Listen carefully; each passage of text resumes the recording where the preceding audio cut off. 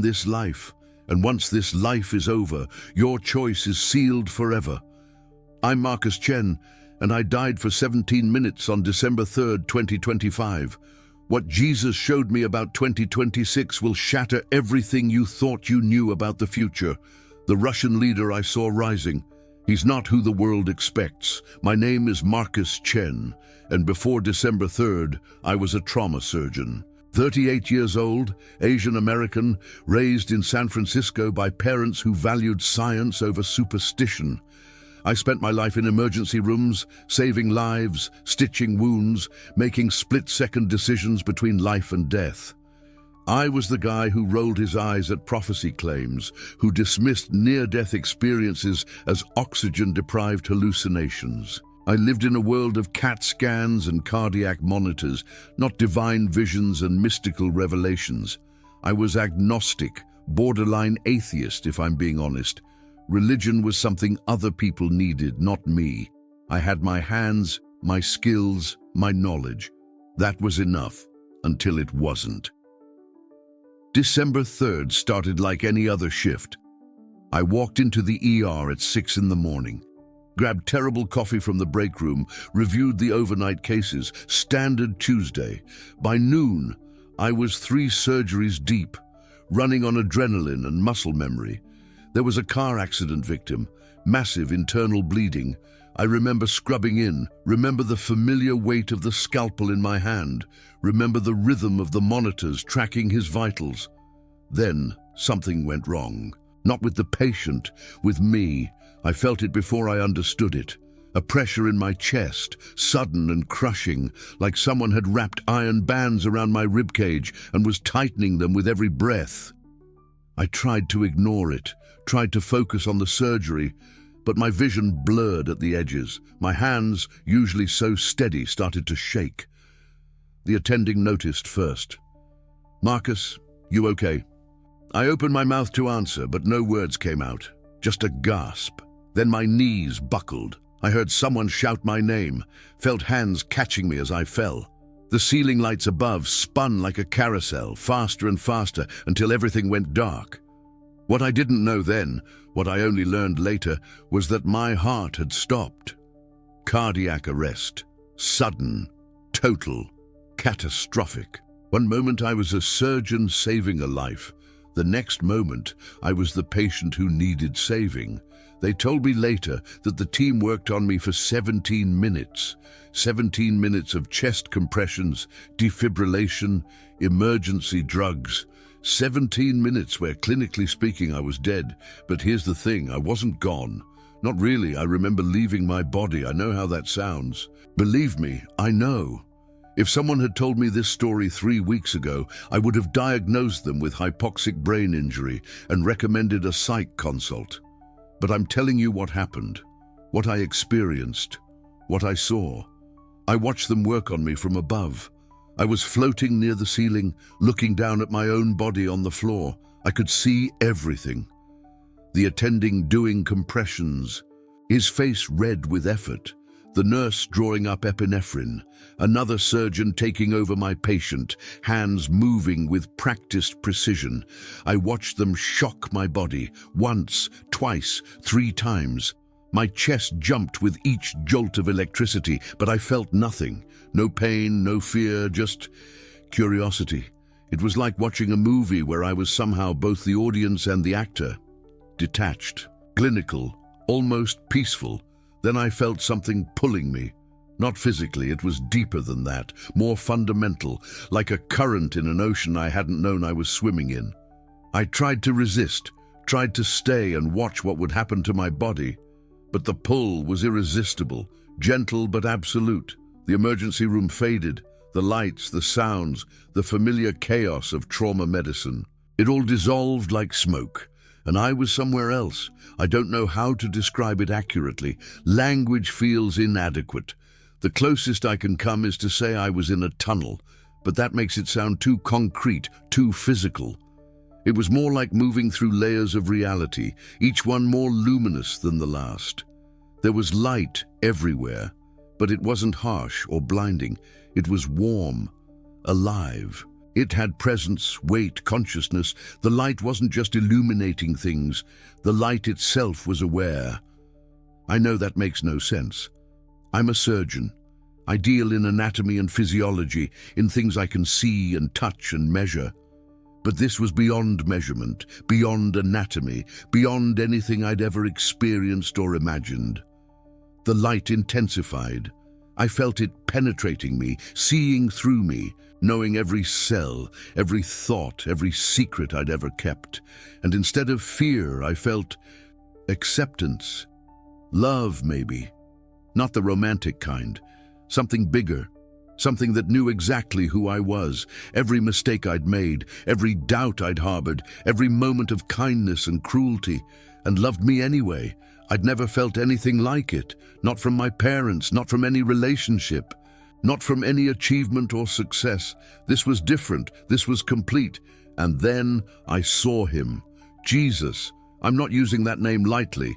I'm not speaking metaphorically or symbolically. I saw him as clearly as I see my own hands when I type this. More clearly, actually. He was there, standing in the light, and the light was coming from him, or he was the light. The distinction didn't seem to matter. He looked at me, and I understood immediately why people throughout history have fallen to their knees in worship. Not because he demanded it, because his presence was so overwhelmingly loving, so completely good, that every cell in my being wanted to surrender to it. Marcus, he said, my name. He said my name. And hearing it from his lips, I felt seen in a way I'd never been seen before, known in a way I'd never been known. I tried to speak, but I couldn't form words. I had 1,000 questions, 1,000 objections, a lifetime of skepticism trying to make sense of what was happening. How was this possible? Was this real?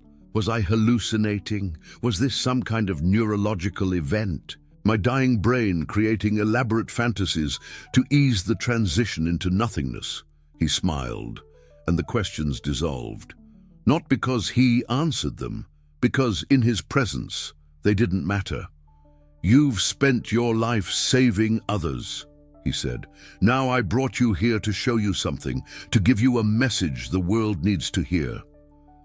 I wanted to protest. I was a trauma surgeon, not a prophet. I dealt in evidence-based medicine, not mystical visions. I was the wrong person for whatever he was planning. There were pastors, priests, religious leaders who would be better suited for this, people who actually believed, people who had devoted their lives to faith. But before I could say any of that, he spoke again. 2026 is the year of great change, Marcus. What begins then will reshape the world order. I'm showing you this not because you believed, but because you didn't. Your skepticism will make your testimony credible to those who need to hear it most. And then he showed me. The vision came all at once, overwhelming and complete. It was like downloading an entire library directly into my consciousness. I saw events, people, decisions, consequences. I saw the flow of history like a river, and I saw where the current was carrying humanity. I saw 3 specific events for 2026, 3 moments that would change everything. The first one hit me like a physical blow. I saw Russia, not as the struggling, isolated nation Western media often portrayed, but as a patient strategist. I saw their leader, and what shocked me wasn't his rise to power. It was how the West would fall. I saw Western leaders distracted, divided, some focused on conflicts in the Middle East, on Gaza, others obsessed with border security, immigration, internal political battles. No unity, no cohesion, no shared vision. I saw Russia waiting, watching, not rushing to conquer, but letting the West fracture under the weight of its own divisions. They think they have time, Jesus told me. They think the old order will hold, but the cracks are already forming. 2026 is when those cracks become chasms. I wanted to ask what that meant, wanted specifics, dates, details, but the vision shifted. I saw something else, something I didn't fully understand. A second event, connected to the first, but different in nature. Jesus didn't give me all the details yet. He was showing me the shape of things, the outline, preparing me for what I would need to share when I returned. The second event will shock even those who believe in prophecy, he said. It will challenge their assumptions about how divine intervention works in the world. And the third vision was why he brought me back, why he chose me, a skeptic, a surgeon, someone who lived in the realm of science and evidence. The third event was the reason I needed to survive, to wake up, to speak. But before he could show me the full details, before I could process what I was seeing, I felt another pull, different from before. This one was taking me back. Wait, I tried to say. I need to understand. I need to know more. Jesus looked at me with infinite compassion. You will remember what you need to remember. Tell them what you've seen. Tell them 2026 is not just another year. It's the beginning of the great shift. The light began to fade. I felt myself being pulled backward through the tunnel, through the layers of reality, back toward the physical world. I tried to hold on to the vision, tried to memorize every detail, but it was like trying to hold water in cupped hands. And then I was back in my body. The pain hit me immediately. My chest felt like it had been crushed by a truck. Every breath was agony. I heard voices, urgent and professional, the familiar sounds of an emergency room. Someone was saying my name, checking my pupils. Adjusting IVs, I was alive. I'd been dead for 17 minutes, and now I was alive. They moved me to ICU, ran tests, EKG, echocardiogram, blood work, the whole protocol. Physically, they said I was fine. No permanent damage, no explanation for why my heart had stopped. No reason I should have survived 17 minutes without oxygen causing catastrophic brain injury. You're incredibly lucky, the cardiologist told me. 17 minutes is. Well, it's a miracle you're even conscious right now, let alone talking. But I wasn't lucky. I knew that. I'd been sent back, given a message, shown things that were coming, things the world needed to prepare for. I spent the next 2 weeks in recovery, trying to make sense of what had happened, trying to reconcile my scientific training with the undeniable experience I'd had. I replayed the vision over and over, trying to extract every detail, every nuance. The Russian leader, the Western divisions, the patient strategy, 2026 as the turning point, and the other two events, the ones Jesus had mentioned but not fully revealed yet, the ones that would shock even believers, the ones that were the real reason I'd been brought back. I asked myself 1,000 times, why me? Why show this to a skeptic? Why not someone with faith, someone with a platform, someone people would actually believe? And then I remembered his words. Your skepticism will make your testimony credible to those who need to hear it most. He was right. If this message came from a televangelist, people would dismiss it as religious theater. If it came from a mystic, they'd write it off as New Age nonsense. But coming from me, a trauma surgeon, a man of science, someone who didn't believe in any of this 3 weeks ago, maybe that would make people listen. Maybe that was the point. So I'm telling you what I saw, what Jesus showed me, what's coming in 2026. I saw the Russian leader, but what shocked me wasn't his identity or his methods. It was how the West would fail to respond. How divisions that seem manageable now will become catastrophic then. How the assumption that the old world order will hold is exactly what will cause it to collapse. I saw a second event, one that will challenge everything people think they know about divine intervention and prophecy. And I saw a third event, the one that's why Jesus sent me back. The one that will determine whether humanity rises to meet the moment or collapses under the weight of what's coming. You've come this far. You need to hear what happens next. I asked Jesus during that encounter, why are you showing me this? I'm a surgeon, not a prophet. His answer changed everything about how I see my purpose, and what he revealed about the Russian leader's identity, about the specific nature of those 3 events. That's when I understood why 2026 isn't just another year. It's the beginning of the great shift, and we're running out of time to prepare. Jesus looked at me with such compassion and said, "Marcus, you've spent your life saving bodies. Now you'll help save souls." Those words penetrated deeper than anything I'd ever experienced. I had dedicated 15 years to emergency medicine, working endless shifts in trauma units, fighting to keep hearts beating. I understood life and death from a medical perspective. But in that moment, standing before Jesus, I realized I knew nothing about what really mattered. "You'll understand life and death," he told me. "You'll help others understand what's coming." "What's coming?" I asked, though part of me already sensed the weight of his answer. "The world is about to change, Marcus. 2026 will be a year unlike any other. I'm showing you this not to frighten you, but to prepare you, to prepare others through you." And then the vision began. The light around me suddenly shifted, and I was no longer just standing before Jesus. I was seeing what he wanted me to see. 3 specific events, 3 moments that would define 2026, and every detail is burned into my memory. The first event I saw was a leader, a figure from the East, Russia, but not the way the world imagines it. Jesus said to me, in 2026, a leader will emerge from the East, not through war, but through the weakness of his adversaries. The West will be so consumed by internal division that they won't see his influence growing until it's too late.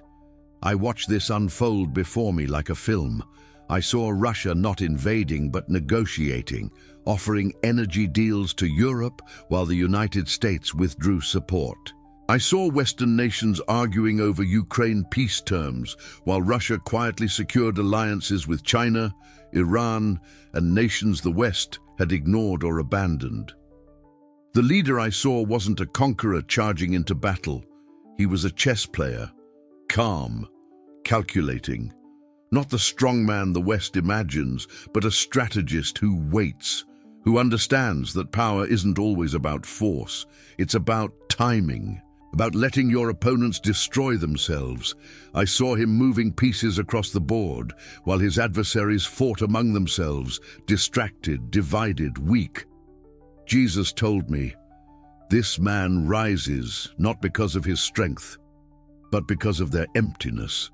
And I understood the West's fragmentation, its internal chaos, its loss of moral clarity. All of this creates the vacuum he will fill. Then the vision shifted. The second event, Jesus said to me, the systems they've trusted, economic, political, military, will begin to crack. Not from outside attack, but from internal decay. 2026 is when the cracks become visible to all. I saw NATO meetings, leaders sitting around tables, but the energy was different, cold, suspicious. I heard questions that would have been unthinkable just years ago. Why are we still committed to collective defense? What are we defending anymore? The certainty that had held the alliance together for decades was crumbling. I saw the United States torn in 2 directions, isolationism on one side, interventionism on the other, unable to lead because its own people had lost faith in leadership itself. Politicians arguing while citizens turned away, disillusioned, angry, searching for something real, something solid, but finding only more division. I saw economic instability, not a complete collapse, but deep, pervasive uncertainty, markets fluctuating wildly, nations turning inward, protectionist, fearful, building walls instead of bridges, hoarding resources instead of sharing them, every country for itself. The global order that had existed since World War II was fracturing, and no one knew how to stop it. A wave of emotion washed over me as I watched this: fear, shame, and the certainty that humanity had brought this upon itself. We had built systems without God. We had placed our trust in institutions, in technology, in human wisdom. And now, as Jesus showed me, those systems were revealing their fundamental weakness. They were built on sand, and the tide was coming in. But then Something shifted. The third event. And this one filled me with hope. Jesus looked at me and said, "But Marcus, this is why I show you these things with hope, not despair. When material systems fail, hearts turn to me." 2026 will see a great spiritual hunger, people seeking truth, meaning, God. I saw churches filling again, not the empty pews I'd passed by for years, but crowds of people. Young people who'd never prayed before, kneeling, tears streaming down their faces, seeking something beyond themselves, beyond the chaos. I saw communities forming around faith, people supporting each other as the institutions failed them, neighbors helping neighbors, strangers becoming family. Not because a government program told them to, but because their hearts were awakening, because they were remembering what it meant to love, to trust, to believe in something greater than their own survival.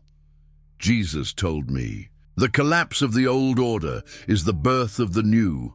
Those who seek me will find peace even as the world trembles." And in that moment, I understood.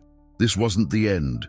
It was a transformation, a purification, a great awakening born from the ashes of a broken world.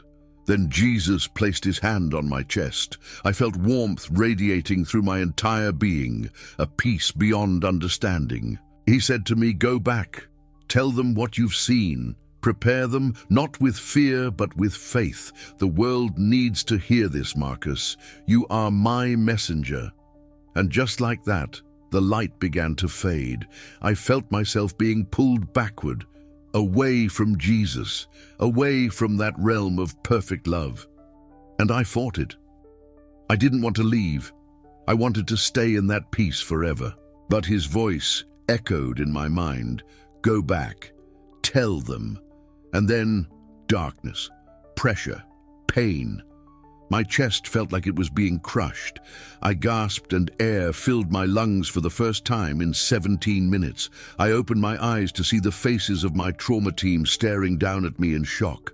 One of the nurses was crying. My colleague, Dr. Sarah Chen, whispered, "Marcus, oh my God. Marcus, you were gone." We called it 17 minutes. Your heart stopped for 17 minutes. They called it a miracle. I call it a mission. Everything changed after that. I couldn't go back to my old life. I couldn't walk into an operating room and pretend that saving a physical body was the ultimate purpose. Don't misunderstand me. Medicine is noble, necessary. But I had seen beyond the veil. I knew now that the body is temporary, the soul is eternal, and there was work I needed to do, work that Jesus himself had commissioned me to do. So I left my surgical career. I walked away from 15 years of training, a 6-figure salary, the respect of my peers, and I dedicated my life to this, to sharing what I saw, to preparing people spiritually for what's coming in 2026. And here's the thing. Everything Jesus showed me, I've seen beginning to unfold in the news. The Western divisions over Ukraine, over Gaza, over immigration, over everything. The positioning of Russia, not through military conquest, but through strategic patience and the West's own chaos.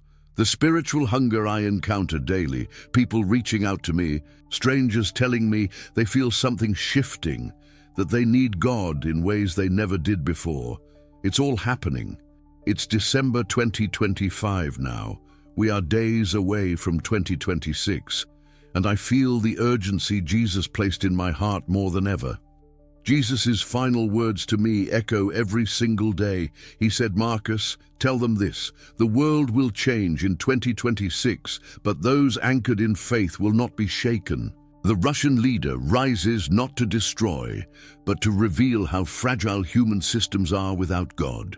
The West falls not to enemies, but to its own emptiness. And the awakening comes because my people finally cry out for truth. I don't know every detail of how this unfolds. I don't have dates and times for every event, but I know what Jesus showed me is true. I've seen the signs already beginning, and I'm not afraid. Because I know where my anchor is. So what should you do? How should you prepare? First, deepen your prayer life. This isn't about fear. It's about being anchored when others panic, when the systems collapse, when the news becomes overwhelming, when everyone around you is losing their minds. You need to be rooted in something unshakable, and that's Jesus. Pray daily. Not ritual prayers, but real conversation with God. Let Him into your heart. Let Him guide you. Second, build community. Faith isn't meant to be lived alone. Find others who seek God. Join a church if you haven't. Form prayer groups. Create networks of believers who can support each other when things get difficult, because they will get difficult, and you'll need people who understand, who share your faith, who can lift you up when you're struggling. Third, and this is critical, don't put your trust in institutions, leaders, or systems. Put your trust in Jesus. The governments will fail you. The economies will shake. The leaders will disappoint you. But God never fails, never shakes, never disappoints. He is the same yesterday, today, and forever. Anchor yourself in that truth. And fourth, watch 2026 unfold with spiritual eyes, not worldly ones. What looks like chaos is God's hand moving. What looks like collapse is transformation. What looks like the end is actually a new beginning for those who have eyes to see. Don't be terrified by the headlines. Be expectant, be hopeful, because Jesus is in control. Always has been, always will be. If this message resonated with you, I'm asking you to share it, please. Others need to hear this before 2026 arrives. Someone in your life needs this hope, this warning, this preparation. Don't keep it to yourself. Let it spread. Let it reach the hearts that need it most. I'm Marcus Chen. I died on a surgical table and met Jesus face to face. He sent me back with a message. 2026 is the year of great change, but for those who know God, it's the year of great awakening. The old systems will fall, but the faithful will rise. I've told you what I saw. Now it's up to you what you do with it. Anchor yourself in faith, build your community, prepare your heart, and watch as God transforms the world. I'll see you on the other side of this transformation. May God bless you and keep you strong in the days ahead.